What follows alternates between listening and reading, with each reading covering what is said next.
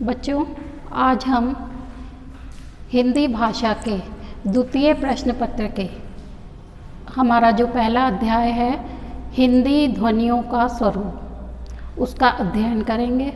उसके अंतर्गत हम हिंदी वर्णमाला को सबसे पहले जानेंगे कि हिंदी वर्णमाला क्या है। हिंदी वर्णमाला को जानने से पहले हमारा ये जानना बहुत ज़रूरी है कि वर्ण क्या है। वर्ण भाषा की वह सबसे छोटी इकाई होती है जिसके हम खंड नहीं कर सकते। वर्ण छोटे छोटे वर्णों को मिला करके, यानी वर्णों के समूह को हम वर्णमाला कहते हैं। जैसे छोटे छोटे फूल होते हैं, उन्हें पिरो दिया जाए तो वो एक माला का रूप धारण कर लेती है।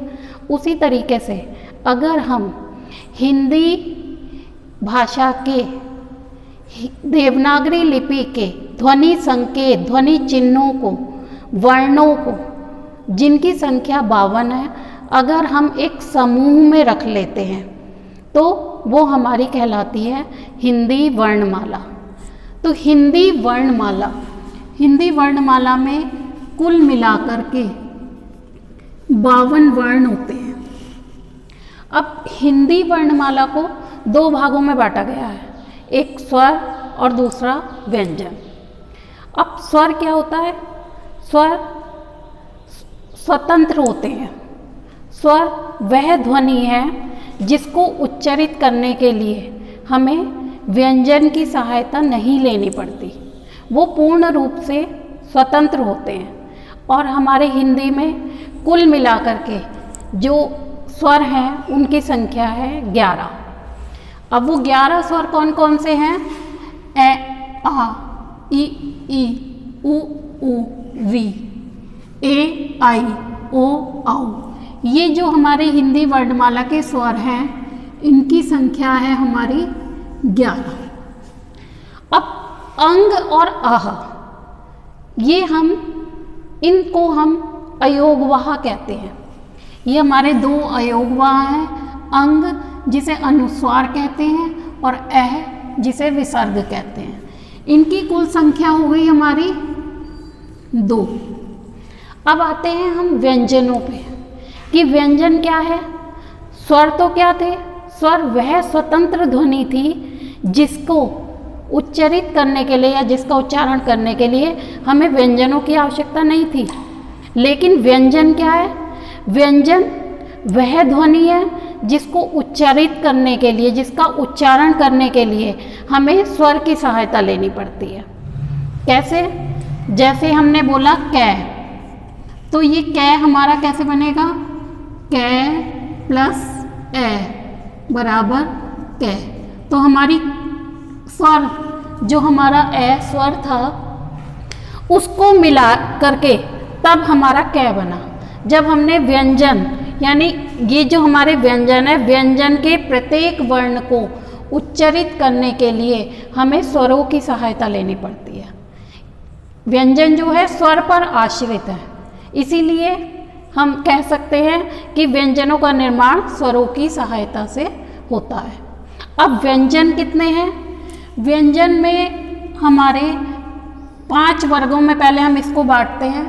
पहला वर्ग है हमारा कै वर्ग।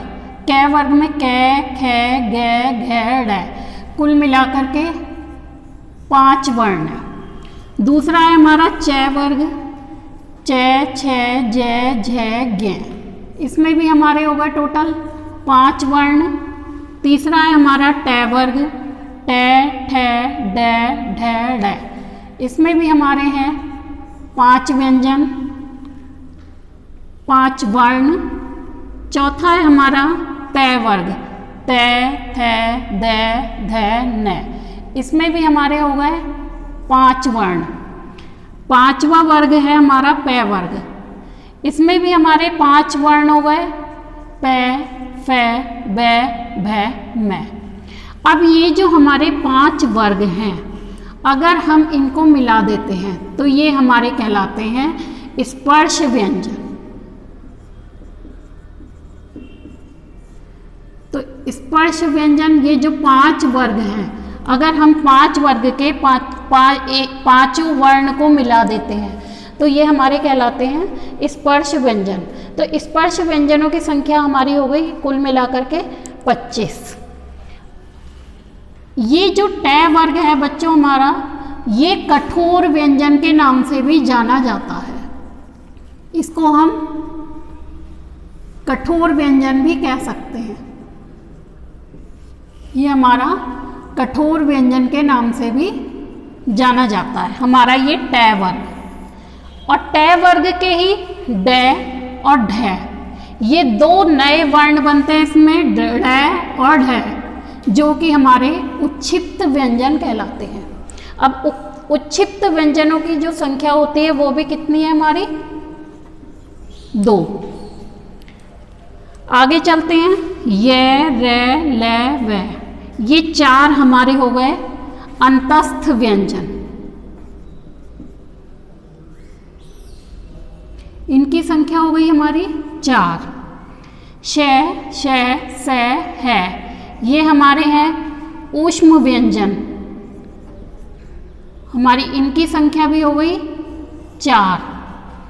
छ त्र ग और श्र, ये हमारे हो गए संयुक्त व्यंजन।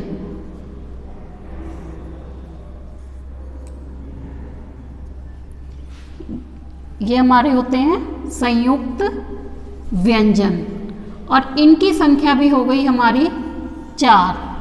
तो हिंदी वर्णमाला में टोटल जो वर्णों की कुल मिलाकर के वर्णों की संख्या होती है हमारी 52, जिसमें कि हमारे 11 स्वर, 2 अयोगवाह, ये हमारे 25 स्पर्श व्यंजन, हमारे 2 उच्छिप्त व्यंजन, 4 हमारे अंतस्थ व्यंजन, ये 4 हमारे ऊष्म व्यंजन और 4 हमारे ये संयुक्त व्यंजन होते हैं।